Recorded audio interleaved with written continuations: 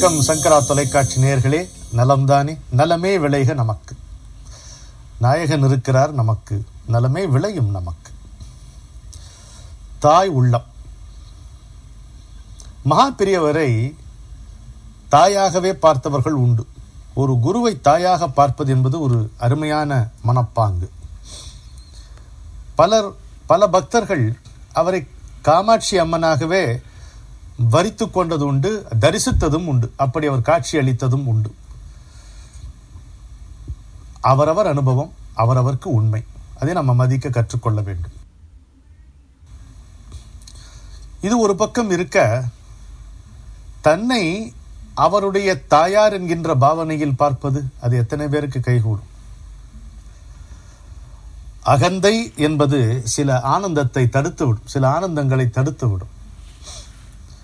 ஆனால் இந்திய நாட்டை பொறுத்த மட்டில் நான் எப்போதும் பல மேடைகளில் இதை சொல்லி வருவேன். இந்த பாரத திருநாட்டில் ஒரு பெண் என்பவள் பிறக்கும் போதே தாயாக பிறக்கிறாள். யாதேவி சர்வபூதேஷு மாத்ரு ரூபேண சம்ஸ்திதக நமஸ்தஸ்யே நமஸ்தஸ்யே நமஸ்தஸ்யே நமோ நமக. எந்த பராசக்தி ஒவ்வொரு உயிரிலும் தாய்மை என்கின்ற அன்பாக கனிகின்றாளோ அவளை வணங்குகின்றேன் என்கிறது அற்புதமான அந்த ஸ்தோத்திரம். ஒவ்வொரு உயிரிலும் அந்த தாய்மை என்பது ததும்பிக் கொண்டிருப்பதால் தான் இந்த உலகம் இன்றைக்கும் கூட வாழத் தகுந்ததாக இருக்கின்றது. எத்தனையோ இடர்பாடுகளுக்கு இடையிலும் இங்கே இன்னும் அன்பும் பண்பும் அனுசரணையும் ஆதுரமும் இருப்பதற்கு காரணம் ஒவ்வொரு உயிரிலும் விளங்கிக் கொண்டிருக்கின்ற மாதுரியம் என்று சொல்லப்படுகின்ற அந்த மாத்ரு தன்மை, கல்லை மிருதுவாக்கக்கூடிய அந்த தாய்மை அந்த உயிரிலே கனிந்திருப்பதால் தான். இது பெண்ணிலே மட்டுமல்ல, ஆணிலேயும் இருக்கும். எத்தனையோ பேர்களுக்கு தகப்பன்மார்கள் தாய்மார்களாக விளங்கி இருக்கிறார்கள். அப்பாவுக்கு பாசம் கிடையாதா? அண்ணா தம்பிக்கு பாசம் கிடையாதா? அதிலும் அந்த தாய்மை தான் பளிச்சிடுகிறது என்பதை நாம புரிந்து கொள்ள வேண்டும். என்னுடைய நண்பன் ஒருவன் சொல்லுவான், எனக்கு அப்பா கிடையாது, ரெண்டுமே அம்மா தான் அப்படிம்பா. ரொம்ப அருமையான வாசகம் அது. அவர் தந்தையார் கூட அப்படித்தான் இருப்பார். அவரை நான் சந்தித்திருக்கிறேன். உண்மை, முழுக்க முழுக்க உண்மை. திருநெல்வேலியிலே கோபாலகிருஷ்ணன் என்று கல்கி பத்திரிகைக்கும் ஹிந்து பத்திரிகைக்கும் ஏஜென்ட்டாக பணிபுரிந்தவர். பெருங்குடும்பம். அந்த பெரிய குடும்பத்திலே அவரும் அவருடைய அன்பே வடிவான மனைவியும் பெற்ற குழந்தைகள் ஒவ்வொன்றுமே முத்து. அது மாதிரி நல்ல குழந்தைகள். ஒரு கண்கொள்ளா காட்சியை நான் பார்ப்பது உண்டு. அவருக்கு கொஞ்சம் இரத்த அழுத்தம் அது மாதிரி கொஞ்சம் பிரச்சனைகள் இருந்ததால் அவர் முன்பு உணவு அருந்தி விடுவார். ஆனால் எல்லா குழந்தைகளையும் ஒரு சேர ஒரு வரிசையிலே உட்கார்த்தி இவர் உட்கார்ந்து கொண்டு மேற்பார்வை பார்ப்பார் அந்த குழந்தைகள் சாப்பிடுவதை.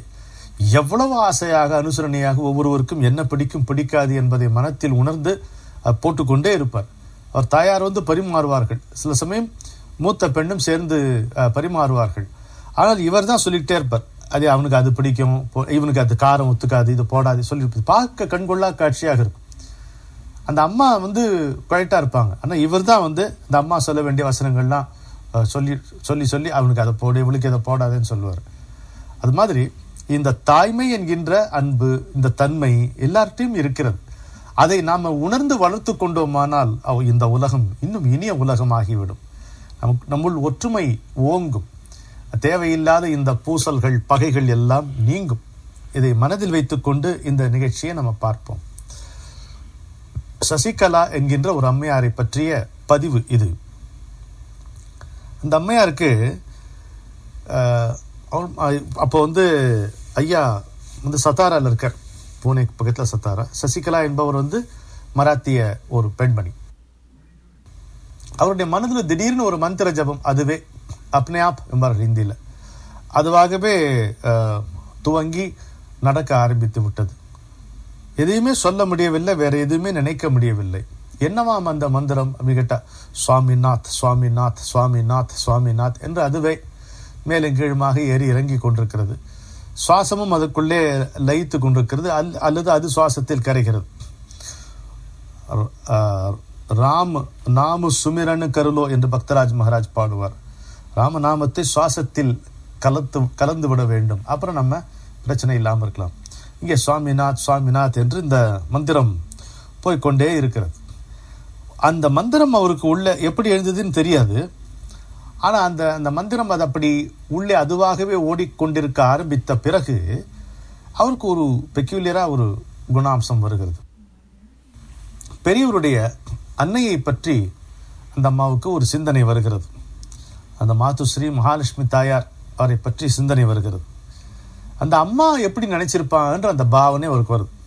என்ன நினைச்சிருப்பாங்க அந்த அம்மா? 13 வயசு தன்னுடைய பாலகன் துறவி ஆயிட்டாருன்னு எப்படி இருக்கும்? நமக்கு நல்லா இருக்குங்க, அவர் துறவியா இருப்பது நமக்கு நல்லா இருக்கு, இல்லைன்னு சொல்லல. அந்த அம்மாவுடைய மனசு யாரும் அறிந்திருக்கிறீர்களா? அவர் சொன்ன வார்த்தைகள்லாம் ஒரு பக்கம் இருக்கு, எல்லாமே சொல்லிட முடியுங்க. கண்ணதாசன் பாட்டிலே அவன் நினைத்ததெல்லாம் வெளியில் சொல்ல முடியுமா கண்ணா, அது நீ பிறந்த பின்பு கூட இயலுமா கண்ணா என்கின்ற கண்ணதாசனுடைய வரிகள் பெரியவரை பெற்ற அம்மையாருக்கு அல்லவா இன்னும் பொருந்தும். நினைத்ததெல்லாம் வெளியில் சொல்ல முடியுமா கண்ணா, அது நீ பிறந்த பின்பு கூட இயலுமா கண்ணா என்று. அந்த அம்மையாருடைய மனநிலை எப்படிப்பட்டதா இருக்கும்? 13 வயசுல இவர் துறவியாகும் பொழுது நாம் பார்த்து பார்த்து சமைத்து சமைத்து பக்குவப்படுத்தி போட்டோமே, இப்பொழுது நம்முடைய குழந்தை என்ன உண்ணுகிறதோ, அது உண்ணுகிறதுக்கு ஏதாவது கிடைக்கிறதோ, நாம் தாலாட்டு பாடி பாடி தட்டி தட்டி பக்கத்தில் இருந்து அது உறங்குகிறதா என்று பார்த்து பார்த்து அப்போ தலையணையை வைத்து போர்வையை போர்த்தி விட்டு போனோமே, அது உறங்குவதற்கு உகந்ததாக ஏதாவது இருக்கிறதா? அது எந்த மூலையில் கொசுக்கடிக்கு மத்தியில் ஒரு பாயை விரித்து அதிலே பாயோடு பாயாக படுத்து கிடக்கிறதோ, அதற்கு இந்த பட்சணம் பிடிக்குமே, அந்த பட்சணம் கொடுத்தால் அது அருமையாக ஆசையோடு சாப்பிடுமே, இப்போது அதெல்லாம் போயிற்று என்று அந்த இதெல்லாம் நான் சொல்றது ரொம்ப அடிப்படையான விஷயம். இதை தாண்டி எவ்வளோ இருக்கு, அது ஒரு தாயால் தான் சிந்திக்க முடியும். அந்த சிந்தனை நமக்கு வராது. எவ்வளோ அந்த வேதனை அந்த அம்மாவுடைய மனசை அரித்து இருக்கும் என்பதை சசிகலா உணர்ந்து கொள்ளுகிறார். அந்த தாயாருடைய நினைவு வந்த உடனே அவரே அந்த தாயாகி, இவரை பெற்ற தாயாகி அந்த பாவனையில் இந்த உணர்ச்சிகளை எல்லாம் அவர் அனுபவிக்கிறார். சரி, அப்போ என்ன ஆகிறது? குளிர், தாங்க முடியாத ஒரு குளிர் அவருக்கு வருகிறது. அந்த தாயாருக்கு அப்படித்தான் ஏற்பட்டது. அந்த அம்மையாருக்கு, அவரை பெற்ற அந்த தாயாருக்கு எப்படி ஏற்பட்டதோ அதே மாதிரி தாங்க முடியாத குளிரில் இவர் நடுங்க துவங்குகிறார்.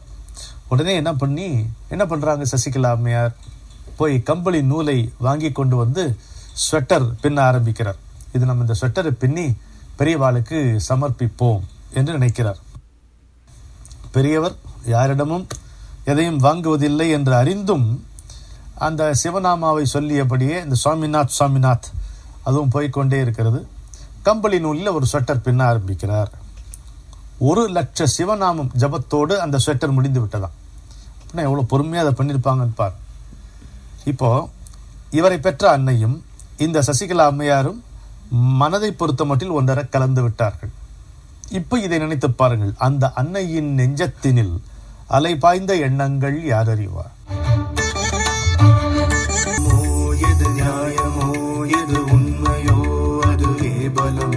தர்மத்தின் பாதையில் என்கின்ற இந்த நிகழ்ச்சி ஒரு இனிய பயணமாக அமையும். அன்பு நேயர்களே, உங்கள் அபிமான ஸ்ரீ சங்கரா தொலைக்காட்சியில் நடக்க நடக்க பாதை நம்பிக்கைதான் கீதை என்று நாம் சொல்வதும், புத்தம் புதிய நிகழ்ச்சியான தர்மத்தின் பாதையில், ஆன் த பாத் ஆஃப் தர்மா, அந்த சத்தியத்திற்கு மறுபெயர்தான் தர்மம் என்கிறது அந்த உபநிஷம்.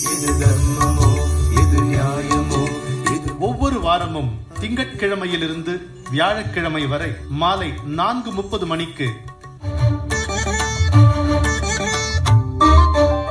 அந்த அன்னையின் நெஞ்சத்தினில் அலைபாய்ந்த எண்ணங்கள் யார் அறிவார்? நிலா காட்டி கதை சொல்லி நித்தம் நித்தம் அமுதூட்டி மலர்கரத்தால் பிஞ்சு நெஞ்சம் மையலுறத் தட்டி தட்டி உலகாள வந்தவனை உறக்கத்தில் ஆழ்த்தியவள். உலகாள வந்தவனை உறக்கத்தில் ஆழ்த்தியவள் இந்த நிலை காணும் போதினிலே நெஞ்சில் என்ன நினைப்பாளோ? உற்ற குழந்தை இன்று ஊர்வணங்கும் தெய்வமாச்சே, இல்லையா? உற்ற குழந்தை இன்று ஊர்வணங்கும் தெய்வமாச்சே, உண்ண கிடைக்கிறதோ உறங்கத்தான் பொழுதுண்டோ? பெற்ற மனம் பித்தாக பிள்ளை மனம் துறவாக, பிள்ளை மனம் கல்லாக அல்ல, பெற்ற மனம் பித்தாக பிள்ளை மனம் துறவாக, உற்ற நிலை ஊர் மெச்சும் உள்ள நிலை யார் அறிவார்? நட்ட நடுநிசையில் சுட்ட கண்ணீரெல்லாம் வட்ட நிலவுக்கும் தலையணைக்கும் தான் தெரியும் என்று சொல்லலாமல்லோ தாயினுடைய மனநிலையை. நட்ட நடுநிசையில் சுட்ட கண்ணீர் எல்லாம் வட்ட நிலவுக்கும் தலையணைக்கும் தான் தெரியும் என்று நமக்கு கவிதையிலே இதை சொல்லும்படி தூண்டுகிறது இந்த நிகழ்ச்சி. ஸ்வெட்டர் பின்னி முடிச்ச சசிகலா, சிவநாமம் முடிந்தாயிற்று, லட்சம் சிவநாமம். ஒரு சின்ன குன்றில் ஒரு பாழடைந்த மடத்தில் பெரியவர் இருக்கிறார். சன்னியாசி தங்கக்கூடிய இடம் என்று என்ன சொல்லி இருக்கிறார்? பாழடைந்த கோயில், மாட்டுக்கொட்டாய் கோயில், மாட்டுக்கொட்டாய், இல்லை ஒரு ரொம்ப பழைய வீடு, பாழடைந்த வீடு. இந்த மூன்றில் தான் சன்னியாசி தங்கலாம். அப்படித்தான் தங்கினார், கடைசி வரைக்கும் அப்படிதான் இருந்தார். அப்போ அந்த குன்றில் ஏறுறாங்க. ஒரு 75 படி இருக்கு. அதை ஏறி வரும்போது தரதரன்னு அந்த ஒரு ஆள் இறங்கி வர. யாருன்னா இவருக்கு பணிவிடைய செய்கிறவர். நீங்கள் தான் பூனாலேருந்து வரலா? ஆமாம். ஆமாம் அப்படி. சசிகலா? ஆமாம். காத்துட்டுருக்கா பெரியவா பொங்க அப்படின்னு மூச்சு இறக்கிறது. இந்த அம்மாவுக்கு புரியல, எதுக்குடா நமக்கு காத்துட்டுருக்கா அப்படின்ட்டு அந்த மாமா அவசரமாக ஏறி பார்க்குறாங்க. இப்போ இருட்டாக இருக்குது. இருட்டு அறையில் யாருக்கோ காத்து கொண்டு இருப்பது போல் அப்படி ஒரு தோற்றத்தில் இருக்கிறாராம் மகா பெரியவர். இந்த சொட்டரை ஜன்னல் கம்பி இடுப்பில் அப்படி பக்கத்தில் வைக்கிறான் இந்த அம்மையார். சொட்டரை அப்படி அப்படி அப்படி மடித்து அவர் ஜன்னல் கம்பி அவ்வளோதான் இருக்கும், பெரிய மாளிகையில் இருந்தார் அவர், அங்கே வைக்கிறான். ஒரு குழந்தைய போல ஓடி அப்படி எடுத்துக்கிட்டாராம். இது ரொம்ப ஆச்சரியமான காட்சி.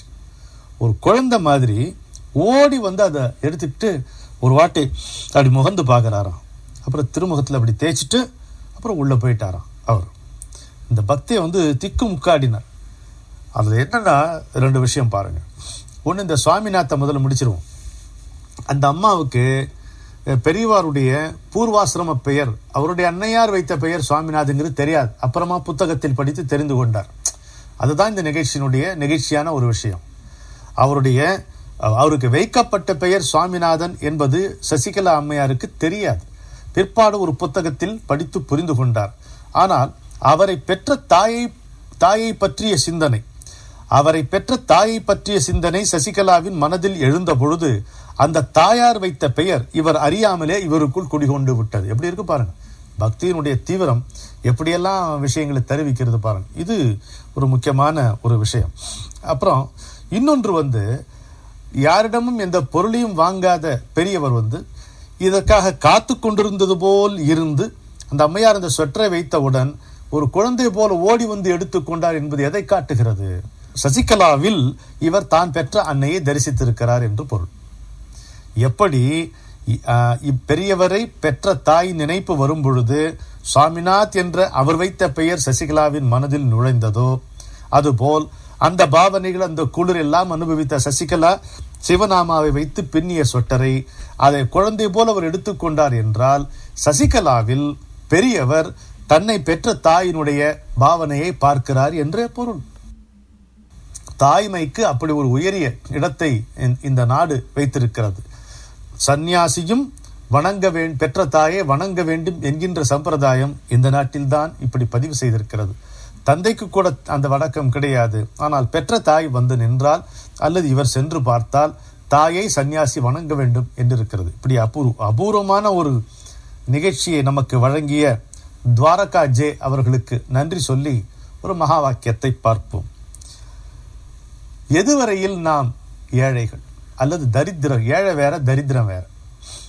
ஏழை என்பவன் செல்வத்தால் ஏழை, தரித்திரன் என்பவன் புத்தியால் ஏழை, இப்படி பிரித்து கொள்ளலாம். தரித்திர புத்தி ஒரு ஏழை, எழிலார்ந்த ஏழை, இருமாப்பு உள்ள ஏழை, மதர்ப்பு உள்ள ஏழை, அப்படி இருக்கலாம் அவன். இதுல எது வரைக்கும் நாம் இப்படி தரித்திரர்கள் அப்படின்னு கேட்டா அதுக்கு ஒரு விளக்கம் வைத்திருக்கிறார் பெரியவர். நமக்கு அது வேண்டும் இது வேண்டும் என்ற சதா அரிப்பு இருக்கிற வரையில் நாம் தரித்திரர்கள். அடேங்கப்பா, செம்மடி செவட்டில் அடிச்ச மாதிரி. அது வேண்டும் இது வேண்டும், அது வேண்டும் இது வேண்டும் என்று சதா அரிப்பு இருக்கிற வரை இந்த அரிப்பு ஒருபோதும் நமக்கு திருப்தியை கொடுக்காது. கொஞ்சம் பார்த்துருக்கீங்களா? ரொம்ப எரிச்சல் பட்டாதான் இந்த அரிப்பு என்பது சொரிந்தால் நிற்குமே தவிர அடுத்த எப்படி சொரிந்து கொள்வது என்பதுதான் அரிப்படுப்பு ஒன்றுக்கு இருக்கும். அந்த கடுமையான வார்த்தையை மிக ஆழமாக நமக்கு மனதில் தேய்க்க வேண்டும் என்பதற்காக பெரியவர் இதிலே பயன்படுத்தியிருக்கிறார் என்று எனக்கு தோன்றுகிறது. தேவை என்பது வேறு, ஆசை என்பது வேறு. இன்றைக்கு நாம் வாழுகின்ற காலத்திலே ஆசையை தேவை என்று நியாயப்படுத்தி விட்டோம். அதனால்தான் நாம் எப்பொழுதும் எதனாலே துரத்தப்பட்டோ ஓடிக்கொண்டே இருக்கிறோம். எதை நோக்கி ஓடிக்கொண்டிருக்கிறோம், எதற்கு என்று நமக்கு புரியவும் இல்லை. இந்த ஓட்டத்தை நம்மால் நிறுத்தவும் முடியவில்லை. இதிலிருந்து விடுதலை பெற வழி இல்லாமல் இன்னும் ஓடிக்கொண்டே இருக்கிறோம். யாரும் துரத்தாமலே நாம் ஏதோ ஒன்றை துரத்தி கொண்டு ஓடிக்கொண்டிருக்கிறோம் என்பதை நாம் புரிந்து கொள்ள வேண்டும். தேவைதான். அற்றது பற்று எனின் உற்றது வீடு என்று ஆழ்வார் சொன்னார் அல்லவா? அற்றது பற்று எனின் உற்றது வீடு. எப்பொழுது மனதை விட்டு ஆசை நீங்குகிறதோ அந்த கணமே இகத்தினிலே நாம் பரநிலை எய்துகிறோம். வீட்டில் இருந்து கொண்டே அந்த வீட்டு பேற்றை அடைய முடியும் என்பதை நம்முடைய முன்னோர்கள் நமக்கு காட்டியிருக்கிறார்கள். எப்படி ஆசை இல்லாமல் இருப்போம். ஆசைப்பட்டாய் அதனால் கெட்டாய், அவ்வளவுதான். ஆசையை விட்டாய் அனைத்தும் பெற்றாய் என்கின்ற அந்த வாசகங்களை நாம் மனதில் கொண்டு துளிக்கூட ஆசை இல்லாமல் நம்முடைய தேவைகளை நமக்கு பூர்த்தி செய்து நம்முடைய ஆசைகளிலிருந்து நம்மை காப்பாற்ற இந்த உலகிலே உடலெடுத்து வந்த பெரியவருடைய திருவடியை வணங்கி ஆசைகள் இல்லாமல் இருக்க கற்றுக்கொள்வோம். அடுத்த முறை கோயிலுக்கு சென்று சாமியை கும்பிடும் பொழுது நம்முடைய கோரிக்கை என்னவாக இருக்க வேண்டும்? கோரிக்கைகள் இல்லாமல் இருக்க வேண்டும் என்கின்ற கோரிக்கையை அந்த இறைவன் முன் வைப்போம். நிம்மதி பெறுவோம். ஒரு ஏழையாய் ஏற்றமுடன் இந்த வீதியிலே நாம் நடப்போம். வணக்கம்.